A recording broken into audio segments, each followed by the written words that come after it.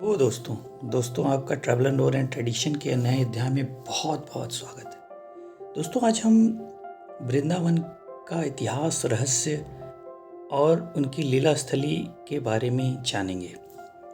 दोस्तों वृंदावन भगवान कृष्ण की लीला से जुड़ा हुआ है।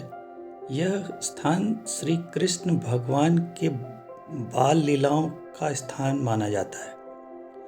यह भारत के उत्तर प्रदेश राज्य में मथुरा से 12 किलोमीटर की दूरी पर उत्तर पश्चिम में यमुना तट पर स्थित है। हरिवंश पुराण, श्रीमद् भगवद गीता, विष्णु पुराण आदि में वृंदावन की महिमा का वर्णन किया गया है।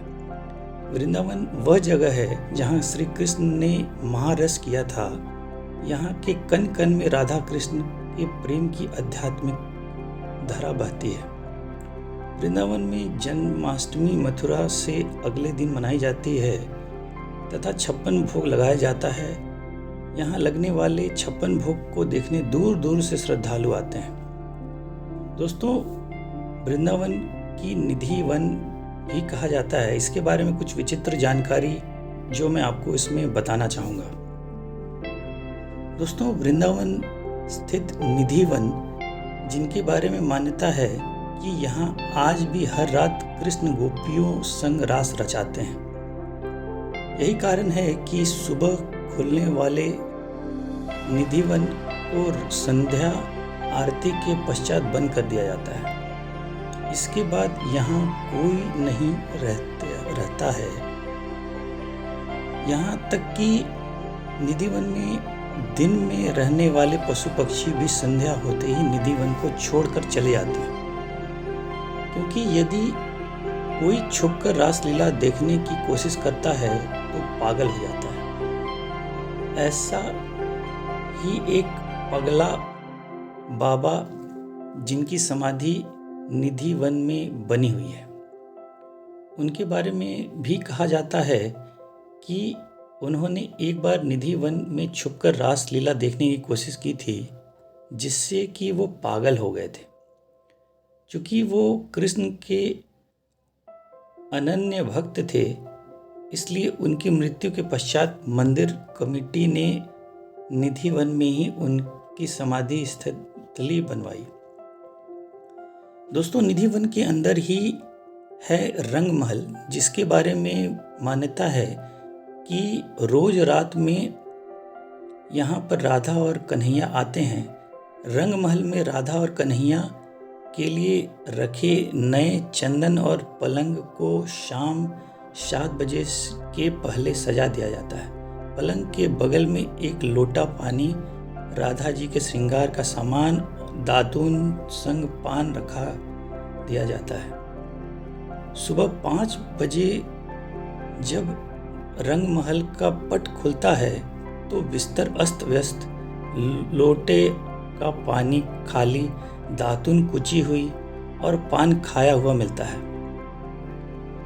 दोस्तों रंग महल में भक्त केवल श्रृंगार का सामान ही चढ़ाते हैं और प्रसाद स्वरूप उन्हें भी श्रृंगार का सामान ही मिलता है।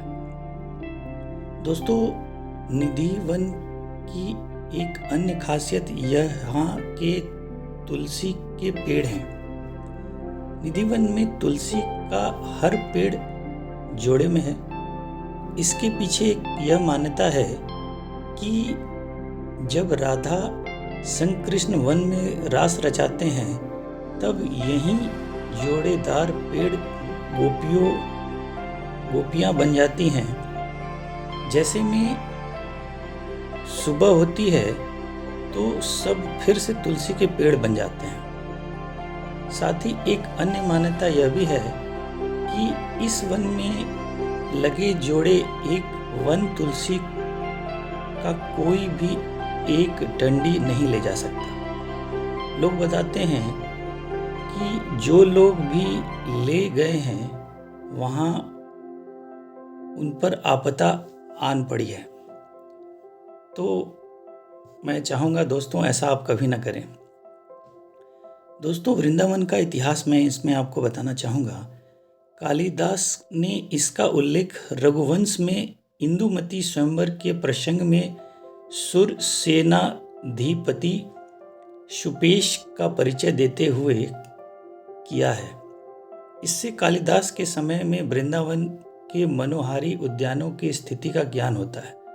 श्रीमद् भगवद गीता के अनुसार गोकुल के कंस के अत्याचार से बचने के लिए नंद जी कुटुम्बिया और सजातियों के साथ वृंदावन निवास के लिए आए थे। विष्णु पुराण में इसी प्रसंग का उल्लेख विष्णु पुराण में अन्य जगहों पर भी हमें मिलता है। दोस्तों, वृंदावन का नामकरण कैसे हुआ, ये भी एक जानने वाली बात है। वृंदावन पावन स्थली का नामकरण वृंदावन कैसे हुआ, इसके बारे में अनेक मत हैं। वृंदा तुलसी को कहते हैं। पहले यह तुलसी का घना वन था, इसलिए वृंदावन कहा जाने लगा। वृंदावन की अधिष्ठी देवता वृंदा अर्थात राधा हैं। ब्रह्मा पुराण के अनुसार श्री राधा रानी के 16 नामों में से एक नाम वृंदा भी है।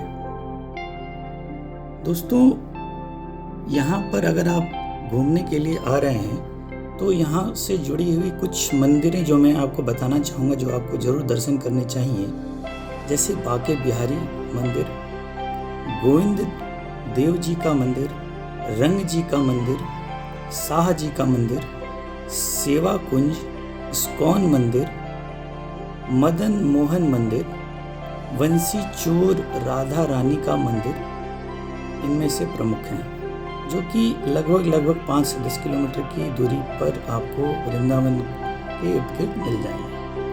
आशा है दोस्तों हमारी जानकारी आपको पसंद आई होगी। आपका बहुत बहुत धन्यवाद।